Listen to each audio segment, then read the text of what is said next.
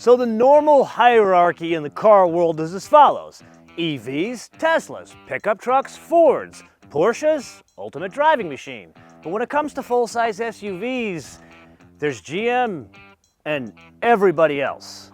While Toyota normally one or two in any segment they compete, they're sadly the also-ran when it comes to these things.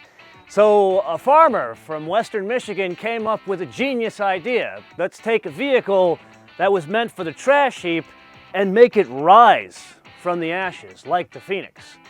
So let's go to the state that it's made and find out if that was a good idea.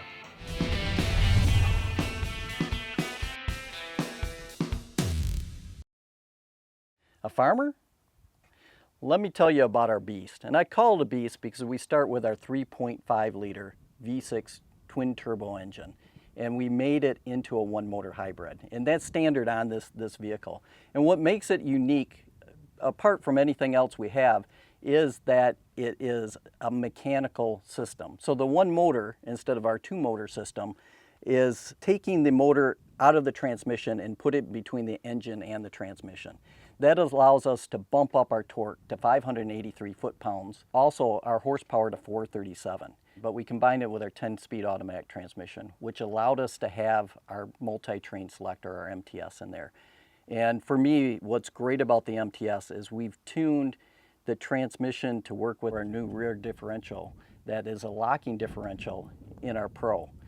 All that combined allowed us to add our multi-train select, and in that you can choose the mode you want to control the steering, the brakes, the RPM, the shift mapping. And for me, it's awesome because when I'm off-roading, I really like to keep my RPMs high for the type of off-roading I do. So we have rock mode and we have sand mode, just making sure that not only is the shift mapping and the engine RPMs matching what you want to do, but also the steering, our new electric steering, we're changing the steering inputs so that I can feel what's in front of me, I know where my wheels are, and the braking also is changing. So how much pedal input you have to put to control the vehicles. This whole combination allows us to give you the ultimate control over what you're doing and really making the vehicle your own for your own driving flavor.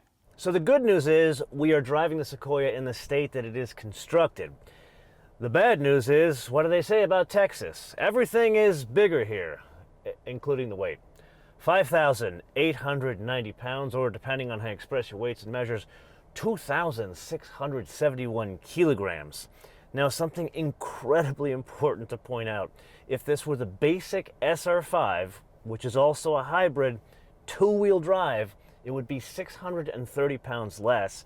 If it were a TRD Pro, it would be 300 pounds more with that.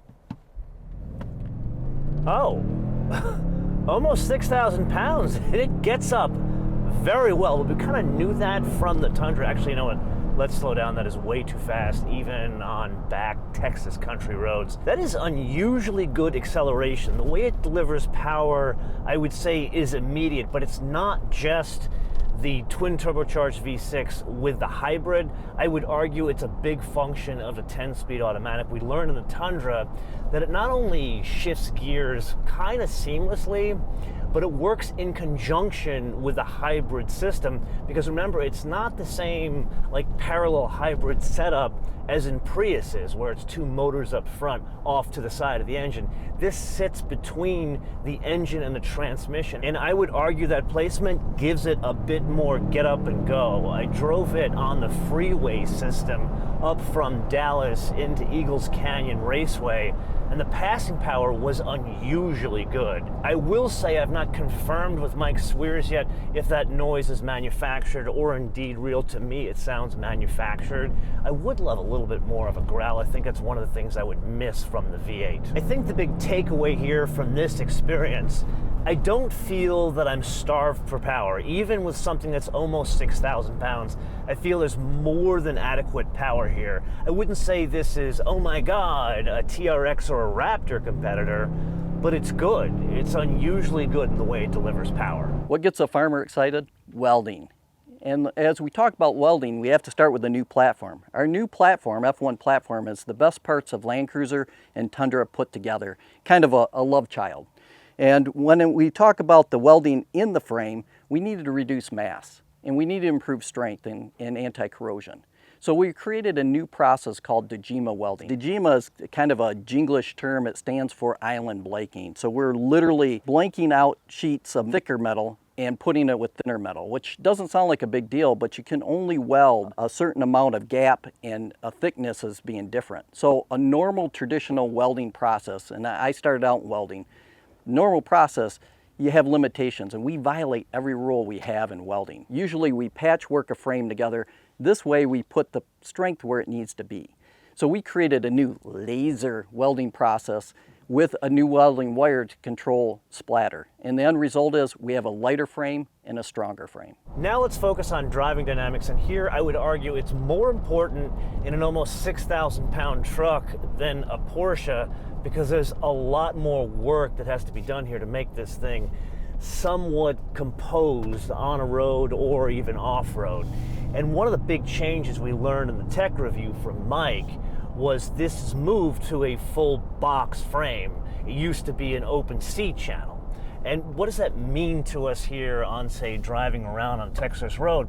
Well, it means it's going to be a little bit more rough. It's not going to have quite the ride quality of a crossover or even that open seat channel we had, because it was a little bit more flex in the previous model. Here, I am not fussed by it. Let's just start with ride quality, because I think that's the most important part, especially of this, the Capstone, which is the fancy one. This one has the 22-inch wheels. I really can't say I've experienced the major downside of large wheels that you usually get, which is a choppy ride. Here, you've got a large body-on-frame SUV, so it kind of works with the character of that. The 18s really benefit you when you're trying to do off-road, going to a trailhead, that kind of stuff. Now we got to move on to what's underneath the vehicle that kind of helps with that. Up front, Mike put some money into a double wishbone with stabilizer bars, and in the back it's a multi-link unit as we move to a dirt road as opposed to a paved road. And there it works.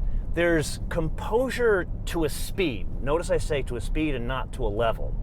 I had some time to drive this thing from Dallas, basically Plano, Texas, where Toyota is based, all the way up to Eagles Canyon Raceway.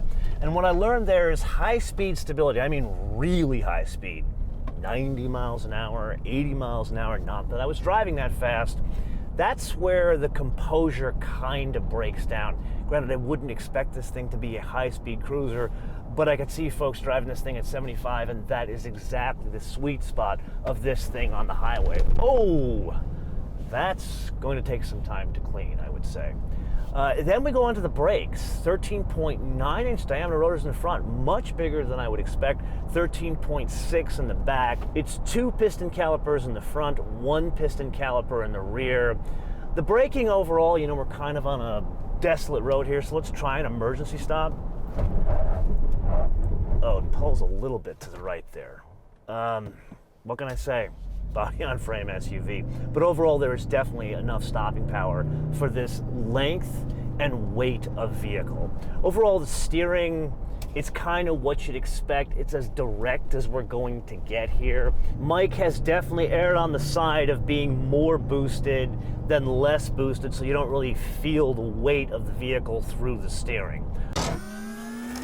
Yes, it is indeed that time again to play your favorite game, Mind the Options game, with today's contestant, a vehicle that wasn't supposed to exist. True story, this was meant to die after the last generation, but our good friend Mike Sweers, he went to Akio Toyota and begged for forgiveness. So here we have a mea culpa in the 2023 Toyota Sequoia for a base price of $58,300. Now, here's the thing, I'm kind of sandbagging you here because that's not an SR5. These come in 5 different grades. There's an SR5, there's a limited, a platinum, a TRD Pro, as well as this Capstone, which is the fancy one. Think of this as the Longhorn Lexus. This one with everything in it, meaning the 22-inch wheels, the leather literally from a Lexus. It's got heated, cooled seats, panoramic sunroof, 7 seats. Now, kind of an aside here, the SR5 and the Limited, that's the 8-seater. The 7-seaters are the fancy ones on the off-road. This one, $78,300. Now that begs the question, if this was the very cool TRD Pro, the one where it really looks good in orange, actually white looks okay, but the orange is really the way to go. That one ain't cheap either. That one's $76,900. So what do we get for all this?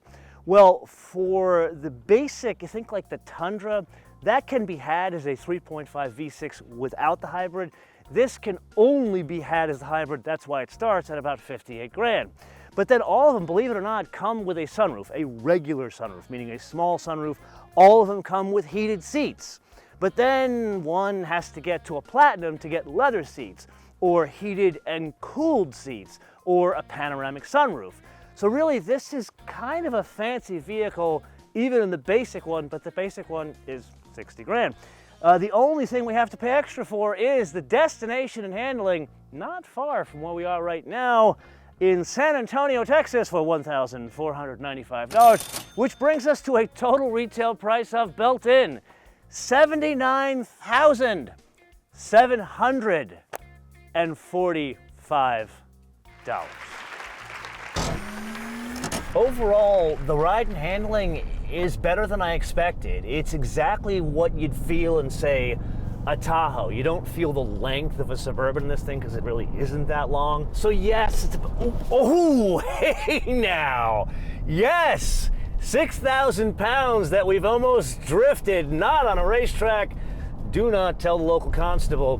What I've learned in this experience today, in taking it from Dallas traffic all the way up to, I think this is around Denton, Texas, I wouldn't call it nimble to drive, but it's comfortable. It feels familiar. Frankly, from a ride and handling perspective, it feels like Texas.